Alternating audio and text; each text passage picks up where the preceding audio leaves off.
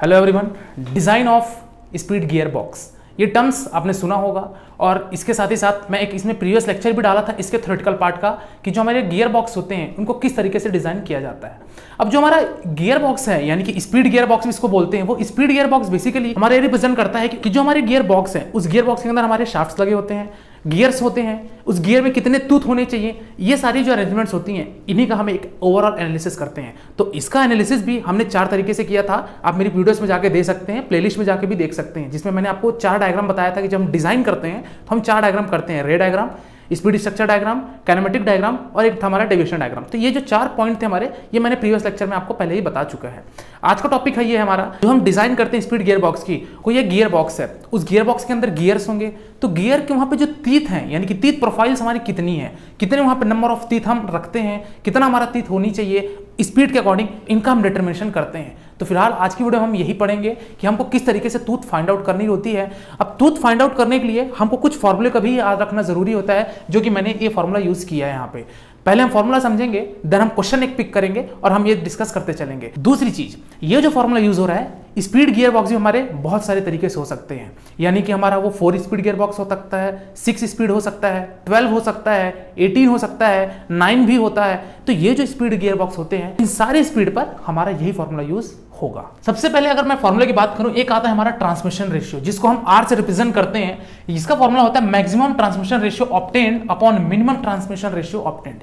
यहां पे ये जो आर रिप्रेजेंट करता है, ये बताता है कि अगर कोई स्पीड गियर बॉक्स है, यानी कि उसमें जाहिर सी बात है कुछ ना कुछ स्पीड्स होंगे उसमें, तो वो एक मैक्सिमम ट्रांसमिशन भी होगा और एक मिनिमम ट्रांसमिशन भी होगा। इन दोनों का अगर रेशियो बना दिया जाए, यही हमारा कहलाता है ट्रांसमिशन रेशियो, यानी कि मैक्सिमम अपॉन मिनिमम जो हमारा ऑब्टेन्ड हो रहा है, यानी कि जो हमको मिल रहा है, वो ट्रांसमिशन रेशियो हम इसको आर से डिनोट करते हैं, जो कि हमारा पहला फॉर्मूला है। दूसरा, इसकी भी कुछ रेंज होती है, ये है हमारा 1.4 से कम नहीं होना चाहिए और 2/1 से ज्यादा नहीं होना चाहिए, या सिंपली कहूं कि मेरा 0.25 is the minimum transmission range और जो मेरा मैक्सिमम ट्रांसमिशन रेंज है वो है मेरा 2। तो ये रेंज भी सेटिस्फाई होनी चाहिए, तभी हमारा गियर बॉक्स एक प्रॉपर मैनर पे हमारा वर्क करेगा।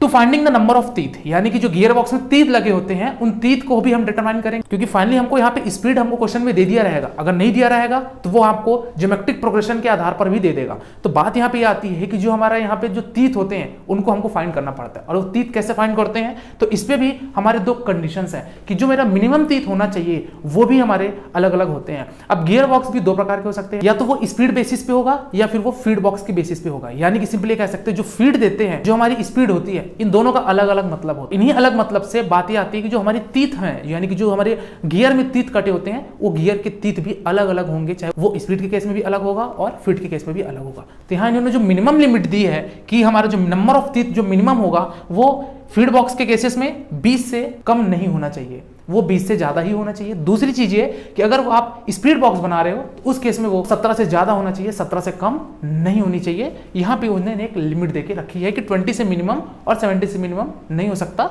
रेस्पेक्टिवली जो भी आपको क्वेश्चन में गिवन रहेगा।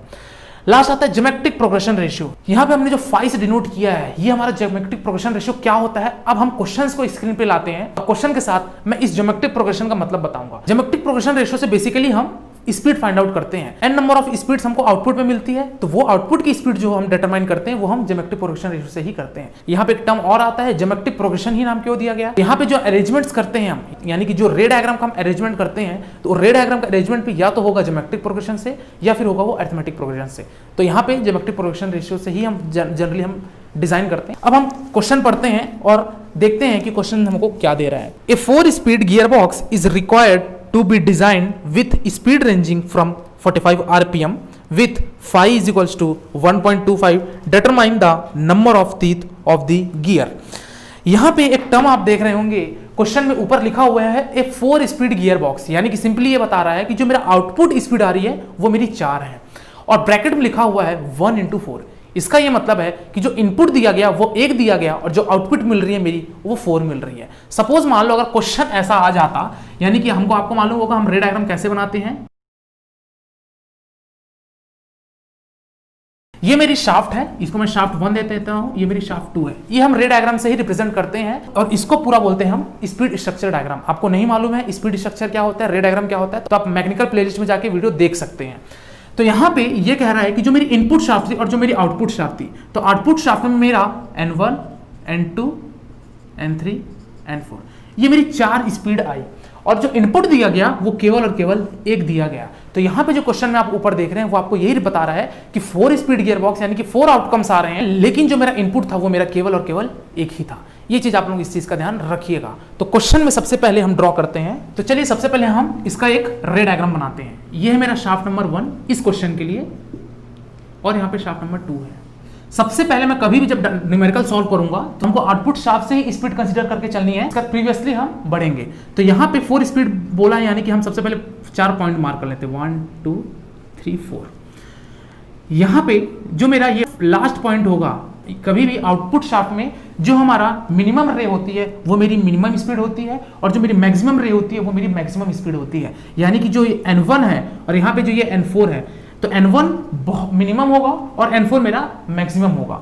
यहाँ पे मैं इन सारे पॉइंट पे रे डायग्राम की हेल्प से इसको मिला दूंगा कुछ इस तरीके से। अब बात यहाँ पे आती है कि रे डायग्राम को मैंने ऐसे ही क्यों बनाया, मैंने ऊपर भी क्यों नहीं, ऊपर भी तो बना सकता था और 4 मेरे को स्पीड ले सकता था, जैसे कि N1 N2 N3। मैंने इसको सारे स्पीड्स को सारे रे को मैंने नीचे ही क्यों बनाया, तो इसका ये मतलब है कि जो हम न्यूमेरिकल सॉल्व कर रहे हैं वहां पे हम यूनिडायरेक्शनल डायग्राम लेके चल रहे हैं। कुछ कुछ क्वेश्चंस में, एडवांस क्वेश्चन से वो बायलैटरल भी लेके चलता है, जिस केस में हम यहाँ पे ऊपर भी इसको रे को कर देते हैं। तो ये चीज आपको समझ में आ गई कि N1 मेरा मिनिमम है। अब जो क्वेश्चन में आपको लिखा हुआ है तो N = 45 RPM जो लिखा हुआ है, ये सिंपली N1 को रिप्रेजेंट कर रहा है, 45 RPM। बट मेरे को तीत फाइंड आउट करनी है तो सबसे पहले मेरे को स्पीड रिकॉग्नाइज होनी चाहिए। N2 N3 N4 मेरे को मालूम नहीं है। इन सारों को फाइंड आउट करने के लिए मुझे ज्योमेट्रिक प्रोग्रेशन रेशियो का इस्तेमाल करना पड़ेगा, जो कि है मेरा फाई। अब आप यहाँ पे देख सकते हैं फाई मैंने लिखा है n number of speed upon n(n-1). ये मेरा फॉर्मूला है। यहाँ पे मेरा N1 तो मुझे पता चल गया, मेरे को N2 फाइंड आउट करना है। सिंपली ये करूंगा कि मुझे फाई की वैल्यू मुझे क्वेश्चन में भी दी हुई है। फाई की वैल्यू आप देख सकते हैं क्वेश्चन में 1.25 ज्योमेट्रिक प्रोग्रेशन रेशियो आपको पहले क्वेश्चन में दे रखा है, यानी कि फाई मेरे पास है।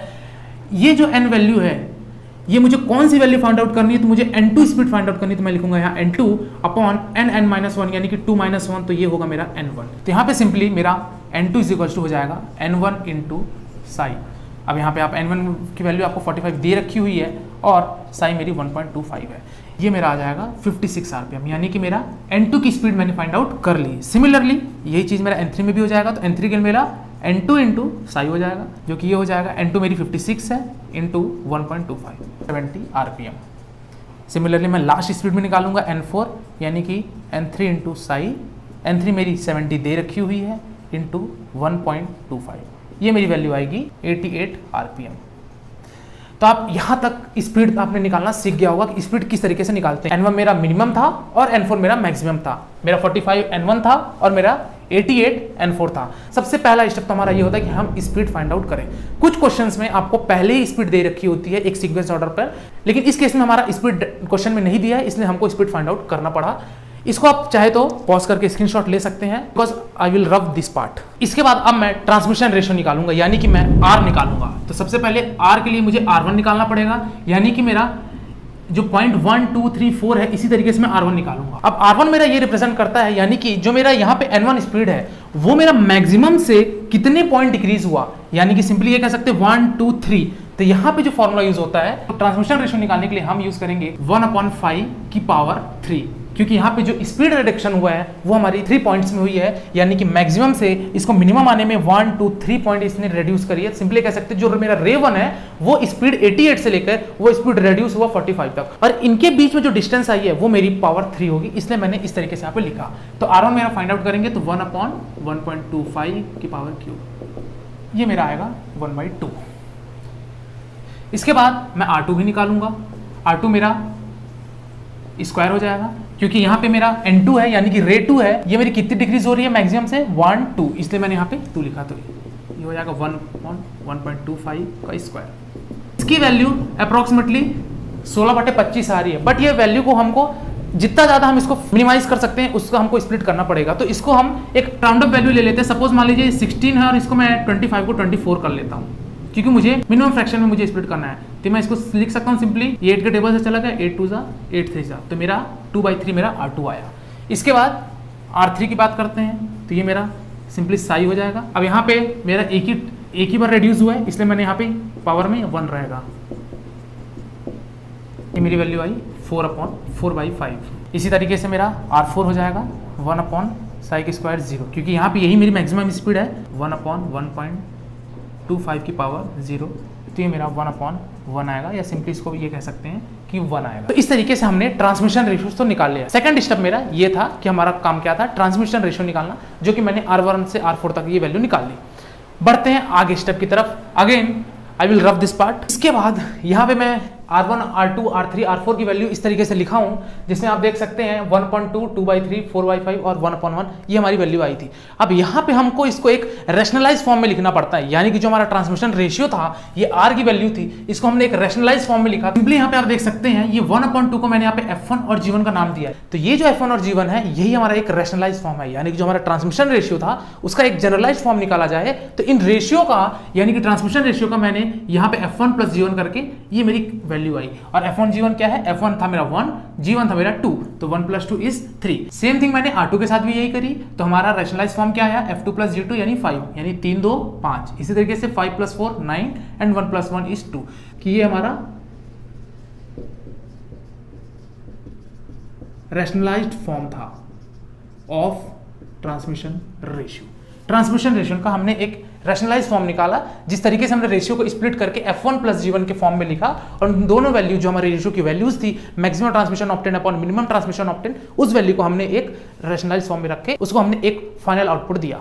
अब यहाँ पे जो बात आ जाती है, यानी कि जो ट्रांसमिशन रेशियो का ये जो जनरलाइज्ड फॉर्म था, यानी कि जो 3, 5 एंड 9 और 2 आया है, तो जब हम 3 डिटरमाइन करेंगे तो उसके लिए मुझे एक लीस्ट कॉमन मल्टीपल चाहिए, यानी कि सिंपली कह सकते हैं एलसीएम चाहिए, क्योंकि यहाँ पे जो रेशियो आई है ये पर्टिकुलर हर एक स्पीड के लिए आई हुई है, यानी कि यहाँ पे जितने रे हैं उनके लिए आई हुई है। लेकिन मुझे जो तीत निकालनी है वो तो मुझे शाफ्ट पे निकालनी है कि शाफ्ट 1 में कितनी तीत है और शाफ्ट 2 में कितनी तीत है। तो इस चीज को डिटरमाइन करने के लिए हमको पहले एक लिस्ट कॉमन मल्टीपल लेना पड़ेगा, जिसको हम रिप्रेजेंट करेंगे कैपिटल के से। इसके बाद हम लिस्ट कॉमन मल्टीपल यानी कि कैपिटल के, यानी कह सकते हैं is a sum of all F + G values.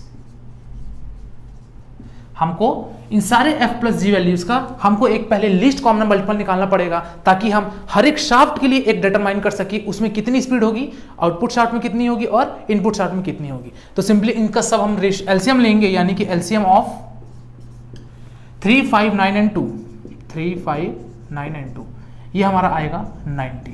तो सिंपली मैं ये कह सकता हूं कि जो मेरी K की वैल्यू आई वो कितनी आई, 90 आई। यहां तक मैंने एक लिस्ट कॉमन मल्टीपल निकाल लिया। अब हम बात करते हैं कि तीत कैसे फाइंड आउट करना है, और तीत के जो फॉर्मूला होते हैं अगेन मैं नेक्स्ट स्लाइड में दिखाऊंगा, जिसको आप अगर स्क्रीनशॉट लेना चाहते हैं तो ले सकते, because again I will rough this part. ये हमारा तीत का फॉर्मूला है जो मैंने लिखा है T = EK F/F + G। यहाँ पे जो K था वो मैंने आपको बताया था, ये हमारा लिस्ट कॉमन मल्टीपल था जिसकी वैल्यू 90 अभी हमने फाइंड आउट करी। यहाँ पे जो ये E लिखा हुआ है, ये E हमारा एक सिंपली एक इंटीजर है। सिंपली यहाँ पे मैं लिख सकता हूँ कि E is a integer which is